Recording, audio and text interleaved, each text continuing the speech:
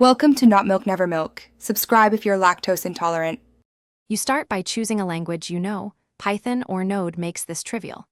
Once chosen, install a proven QR library and any image dependency. For example, pip install QR code pillow or npm install QR code. Then create one small script that encodes a single URL and saves a PNG. Run it immediately. If you see a PNG file, you have a working pipeline. This first QR proves the toolchain. Make sure to keep that script as your baseline for tweaks. Next, decide what you encode: plain URL, vcard, Wi-Fi credentials, or short text, and format the payload accordingly. Once done, pick an error correction level. Use H for logos or damaged prints, but expect larger symbols. Then tune visual parameters: module size, border, and foreground/background colors so scanners keep contrast.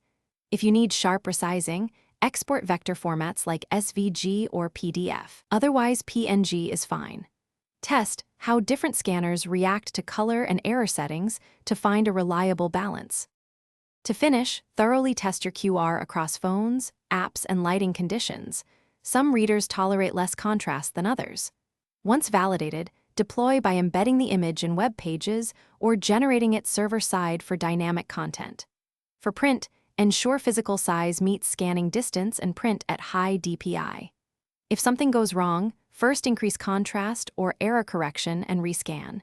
If scanning still fails, enlarge the code or remove complex logos. That one tweak usually resolves most readability problems. Thanks for watching. If this was helpful, leave a like and consider subscribing. See you next time.